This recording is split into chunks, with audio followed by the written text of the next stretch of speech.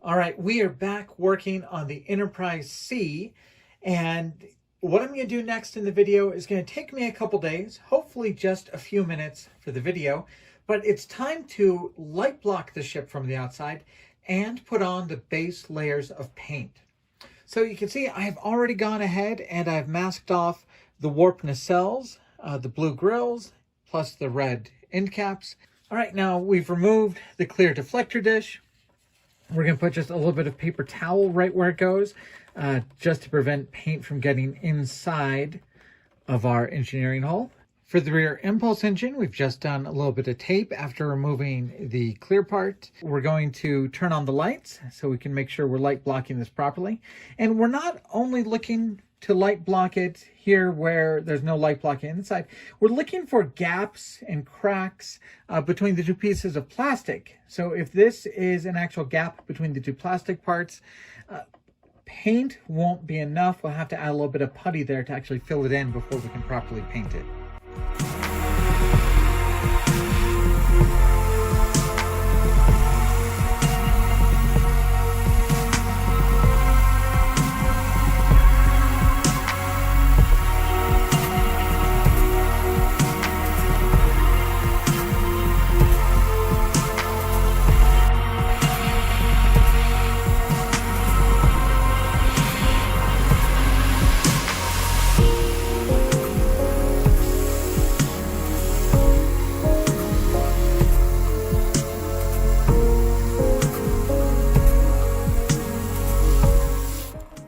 After about 2.5 days and many coats of black paint, we finally have it light blocked.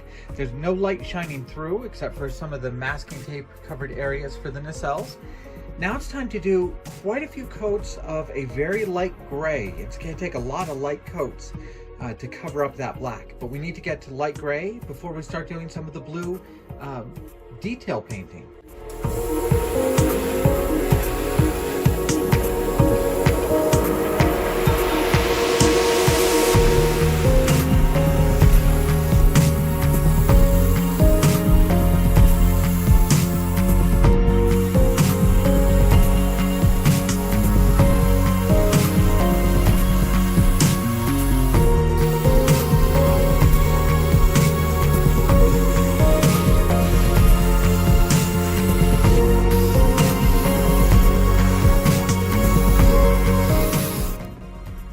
Now that we have the ship done in a nice even gray, it's time to mask off sections and start airbrushing the different shades of blue that make up the Enterprise C.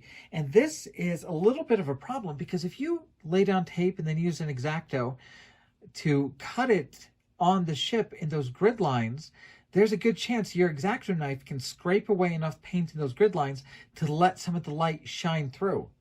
So where we can, we are going to lay down tape and we're going to try and curve it around the edges following the grid line rather than cutting it with an X-Acto knife. And we may have to do lots of different pieces of tape to make sure we're following that grid line well. I'll also be using a little bit of trial and error to cut some pieces off of the ship. A little bit of tracing paper and cutting them onto tape.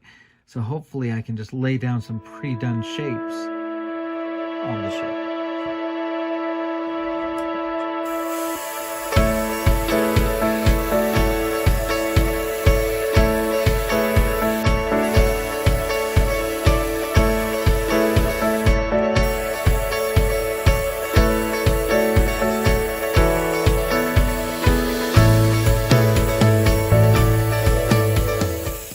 So as this is drying, I think it's drying a little too dark for what I wanted it to be. I wanted this to be my light overall blue on the ship. So what I'm going to do now is I'm going to make this my darker blue. I'm going to mask over it the parts that are going to be dark blue.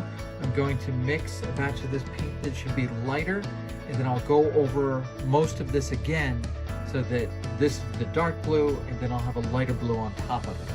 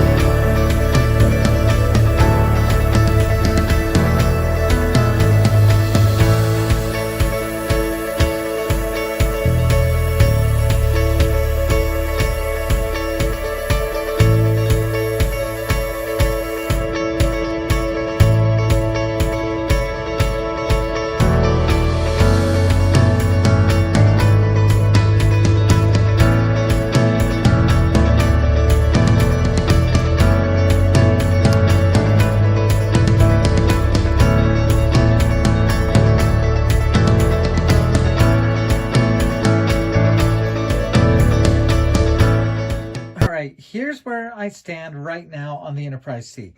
I have gone over several of the blue parts to lighten them. You know, the paint I was working with, I really thought this would be a good shade, but it dries much darker than it looks like. It dries like that.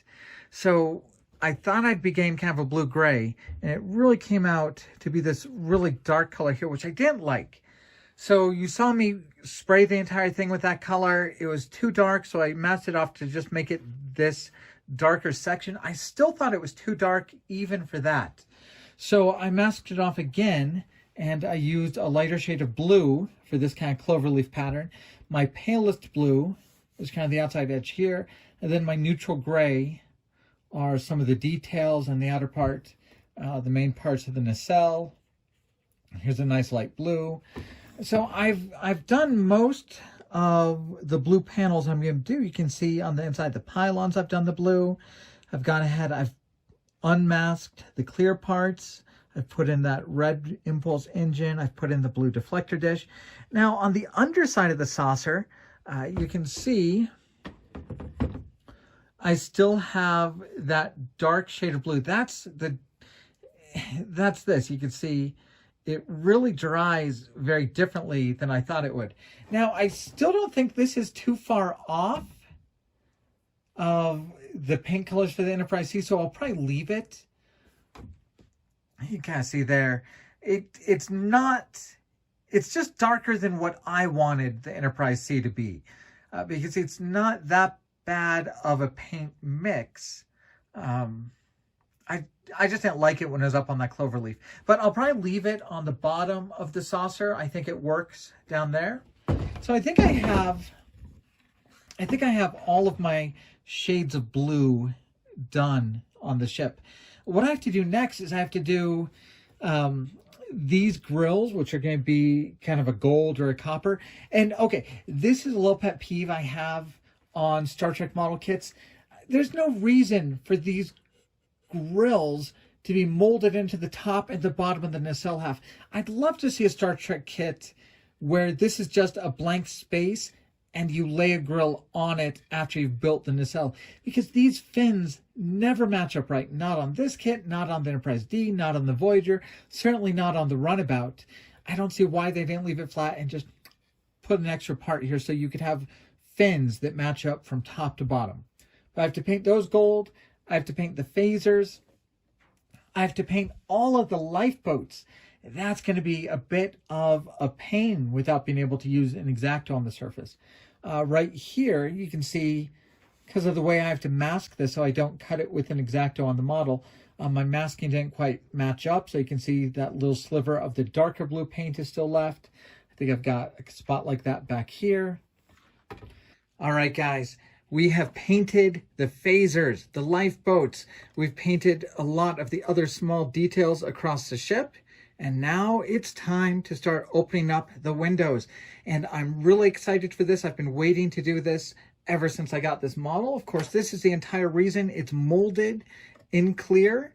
So we're just going to start gently scraping away the paint to let that light shine through the plastic and reveal our lit windows.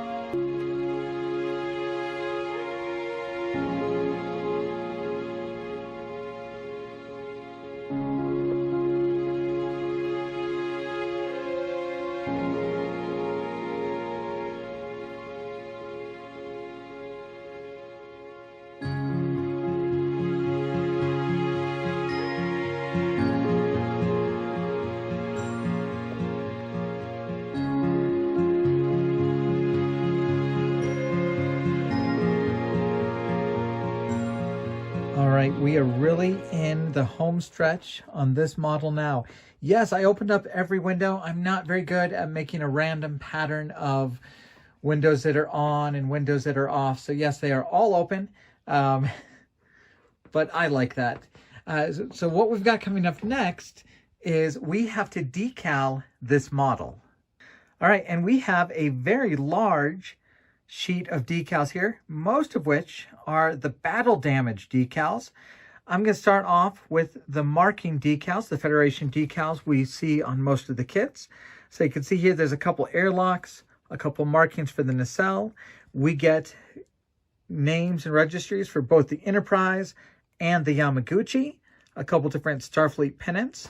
I'm going to put on those standard Federation decals that we've all seen several times, and then we'll go a little bit more in depth with the battle damage decals.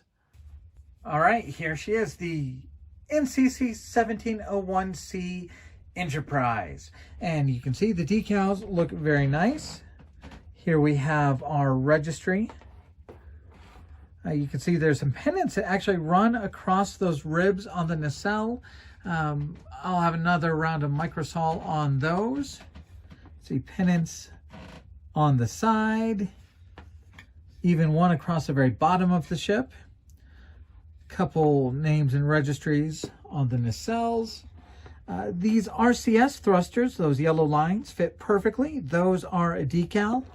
So really the names and registries you would expect to see for a Federation starship. Of course, the majority of the decals for this ship are the battle damage decals. So that's what I'm going to look at now. And you're definitely going to want to keep the box near you so you can see all the decal placements. The ones I'm going to try and work on are going to be these on this nacelle and some of the ones for the saucer. I just thought these ones would be a good one to look at since they kind of have to fit between these kind of ribbed structures. So let's work on those and see how well they fit and if they can look as good as they do on the box. All right, and here are the decals for those nacelles. You can see there is a lot of detail on them, and they seem to be well cut to fit between those ribs. This one I have some concerns about because I don't want to stretch it over the ribs, so I think I'll probably cut number 86 there into two pieces. But let's get these on the ship. Of course, we'll start off getting it a little bit wet.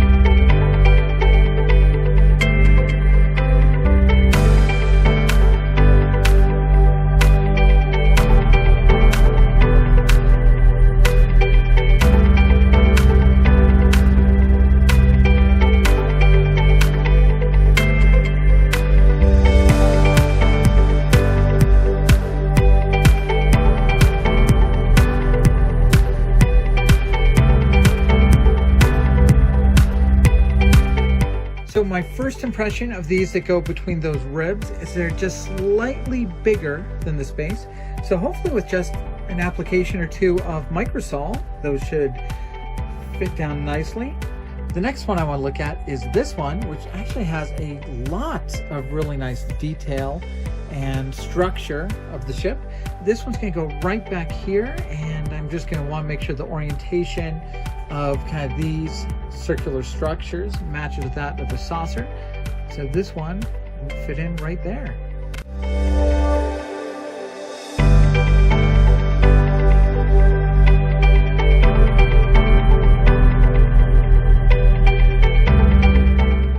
This one's kind of fun. It looks like it's going to stretch over a couple of the structures on the BC deck.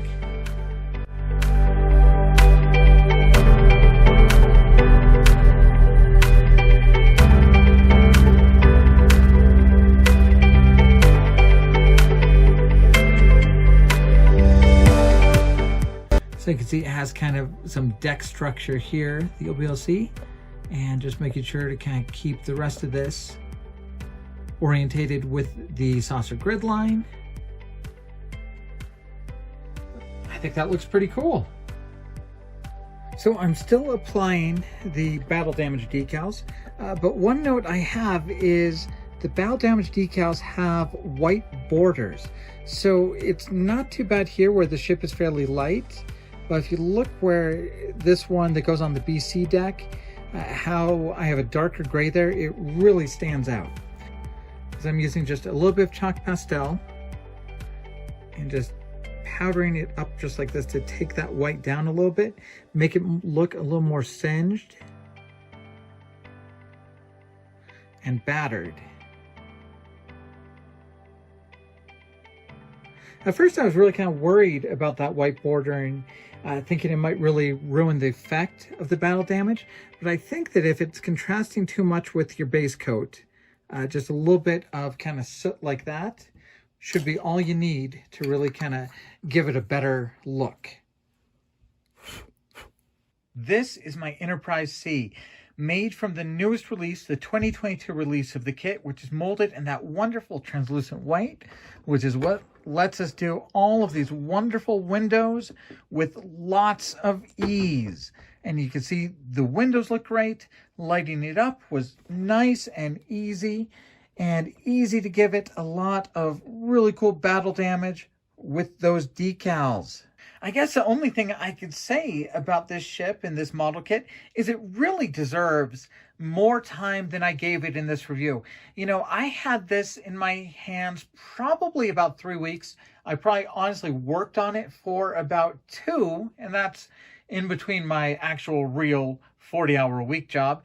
And this kit probably deserves a month of your time. There is just such a list I have of things that still need to be done on this ship that I didn't get to just because of the time frame that I'm under when I build it. There's so many more cool things you can do with that translucent white. And this is probably the only real thing that bothers me is with this being translucent white, there shouldn't be any work to make these navigation beacons light up.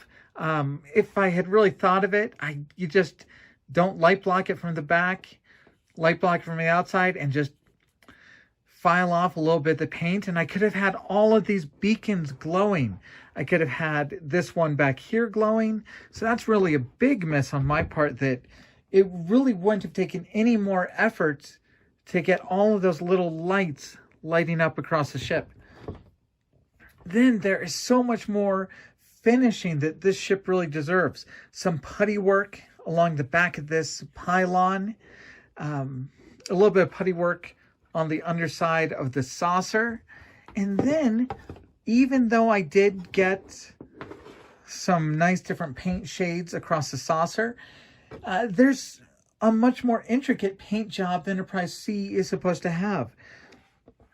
Over here, this thin line, that's supposed to be a different paint color. Some of these bordering lines here are supposed to be a different paint color. So the paint job is actually supposed to be even more intricate than what I did on mine. I do like the subdued paints I actually ended up with here. I never like it when that clover leaf really stands out on the Enterprise C. So I'm really happy with the paint colors I actually ended up with. Even down here on the bottom, where I do have that darker shade of blue, I think that one turned out well. That's a nice look at the deflector and the warp nacelles and all the windows on the bottom of the ship. And, you know, these windows make sense.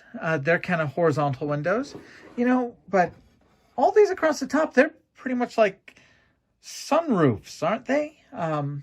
They'd be on the ceiling on a lot of those rooms. Still, I like it. I like how well lit up it is. And let's get a look at some of that battle damage. There you go. You can see how it looks like you're looking into the ship and seeing a lot of structure underneath it. Once again, you can kind of see the white borders that are under the decals.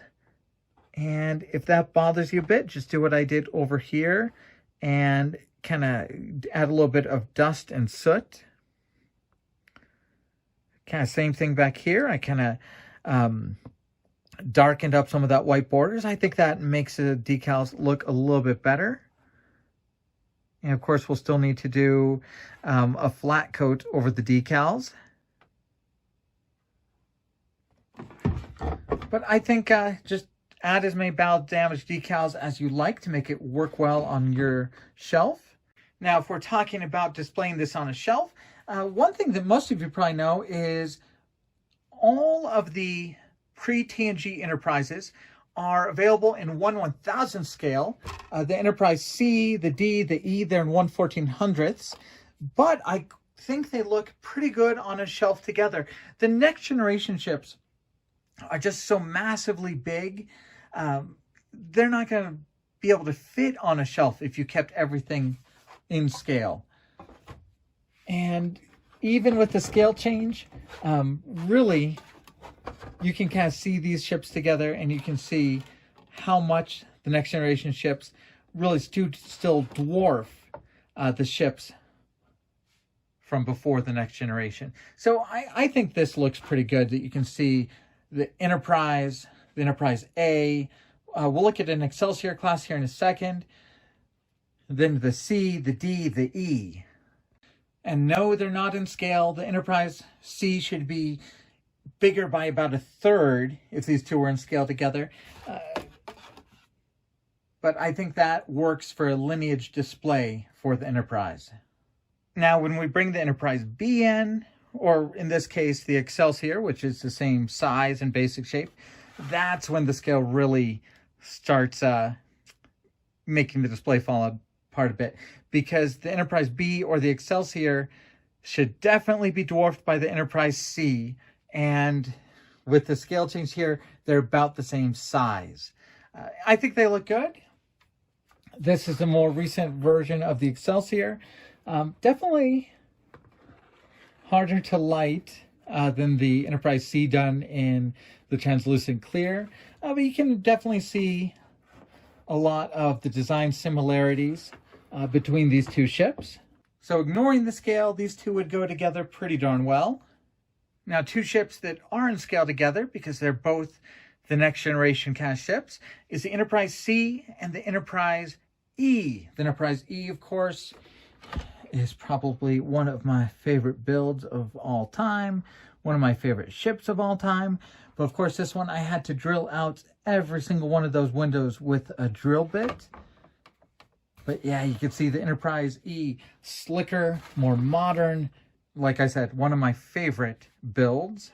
And if you put these on a shelf together with the C, the D, and the E, you can clearly see kind of how it gets sleeker, longer, and just kind of a cooler ship. Of course, that's my opinion. But the Enterprise C and E in scale together and would look great together in a display. As always, I feel my build represents what an average builder can build out of this model kit. And you know, partway through the build, I really was tempted to order templates for this, or order masks, order lifeboat decals. So I decided really to keep it just down to an out-of-the-box build with added LEDs, just to take advantage of that translucent white plastic.